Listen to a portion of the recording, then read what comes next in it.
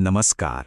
चलिए आज एक कहानी को समझते हैं जो देखने में तो बहुत सीधी सादी है, पर इंजीनियरिंग और कुछ सीखने के बारे में एक बहुत बड़ा सबक सिखाती है। ये कहानी है रोहन की और उसके बनाए एक मॉडल पुल की। जरा सोचिए, आखिरी बार ऐसा कब हुआ था कि कोई गलती ही सबसे बड़ी टीचर बन गई हो? ये सवाल इस पूरी कहानी के दिल में है और हम सबकी जिंदगी से भी कहीं ना कहीं जुड़ा हुआ है।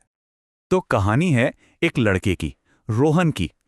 उसका बस एक ही सपना था, एक ही लक्ष्य, एक ऐसा मॉडल पुल बनाना जो हर लिहाज से परफेक्ट हो, जिसमें कोई भी कमी ना हो। देखिए, रोहन के लिए ये कोई मामूली स्कूल प्रोजेक्ट नहीं था। नहीं, ये एक जुनून था। उसने अपना सब कुछ इसमें लगा दिया था। सोच एकदम साफ थी, पुल एकदम निखुट बनना चाहिए। आप सोचिए, कई दिनों की मेहनत थी। लकड़ी की एक एक छड़ी को बड़ी सावधानी से काटना, हर एंगल को बिल्कुल सटीक नापना और हर जोड़ को बहुत ध्यान से चिपकाना। वो बस उस पल के बारे में सोच रहा था जब उसका पुल सबके सामने होगा और वो कामयाब होगा। सब कुछ ठीक चल रहा था और फिर आया वो दिन, टेस्टिंग का दिन।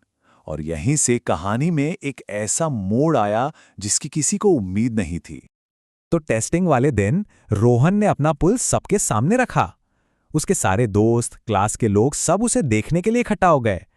माहौल में एक अजीब सी, आप कह सकते हैं, उम्मीद और घबराहट थी। पहला वजन रखा गया, सब ठीक, पुल एकदम मजबूती से खड़ा था। रोहन ने एक राहत की सांस ली, एक हल्की सी मुस्कान आई। और फिर दूसरा वजन, और जैसे ही वो वजन रखा गया, एक तेज आवाज आई, कड़ाक, और बस एक पल में सब खत्म। पुल बीच से टूटकर बिखर गया। सबके सामने हुई इस नाकामी से रोहन का चेहरा शर्म से भर गया। कोई भी होता तो यही सोचता। उसे लगा बस इन टुकड़ों को यहां से गायब कर दूं, जैसे कुछ हुआ ही नहीं था। अपनी नाकामी को छिपाने की एक कोशिश। पर कहते हैं ना, हर अंत एक नई शुरुआत होती है, और यहां रोहन की शर्मिंदगी उसकी जिज्ञासा में बदलने वाली थी। जवाब कहीं और नहीं, बल्कि उसी मलबे में छिपा था। एक मिनट, वो सोचने लगा, आखिर गड़बड़ हुई कहां? पुल टूटा क्यों? और यहीं से इस कहानी का असली विश्लेषण शुरू होता है, जहां हम इसके पीछे के तकनीकी कारणों को समझेंगे। उसे क्लास में सीखी हुई कुछ बातें याद आईं। पहली थी स्ट्रक्चरल लोड, मतलब पुल पर कुल वजन कितना पड़ रहा है। दूसरी बैलेंस, यानी वजन पूरे पुल पर ठीक से बटा है या नहीं। और तीसरी फोर्स डिस्ट्रीब्यूशन, कि दबाव एक जगह से दूसरी जगह कैसे जा रहा है। और जब उसने उन टुकड़ों को ध्यान से देखा तो सब साफ हो गया। अरे, बीच के जॉइंट्स तो बहुत कमजोर थे। असल में पुल वहीं से टूटना शुरू हुआ। सारा दबाव एक ही जगह आ गया था, और जो सपोर्ट था वो तो इतने वजन के लिए बना ही नहीं था। तो अब बारी थी फिर से शुरुआत करने की। लेकिन इस बार ये सिर्फ एक नया पुल बनाना नहीं था, ये उस गलती से मिली सीख को हकीकत में बदलने का मौका था। इस बार रोहन का तरीका बिल्कुल अलग था। सबसे पहले उसने टूटे हुए पुल को समझा, कहां-कहां कमजोरी थी उसे ढूंढा, फिर उन कमजोर जोड़ों को मजबूत किया, बैलेंस को बेहतर बनाया। मतलब जो भी कुछ उसने अपनी गलती से सीखा था उसे काम पर लगा दिया। और यहीं पर फर्क साफ दिखता है। देखिए, पहला पुल वो तो बस एक अंदाजे पर बना था, कमजोर जोड़, गलत लोड डिस्ट्रीब्यूशन। लेकिन दूसरा पुल वो सबूतों पर बना था, वो उस नाकामी से मिले डेटा पर बना था।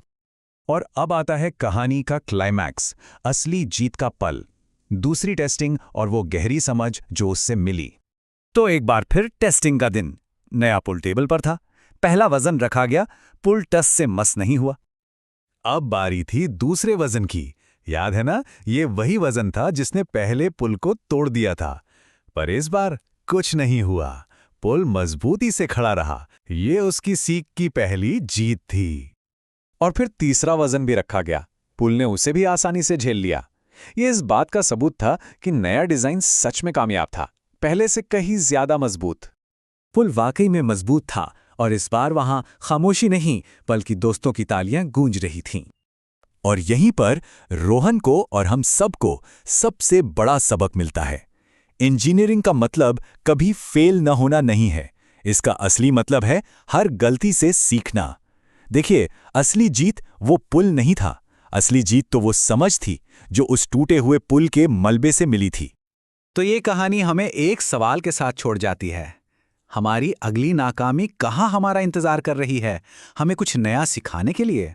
शायद हमें भी अपनी गलतियों को एक अंत की तरह नहीं, बल्कि सीखने के एक मौके की तरह देखना चाहिए।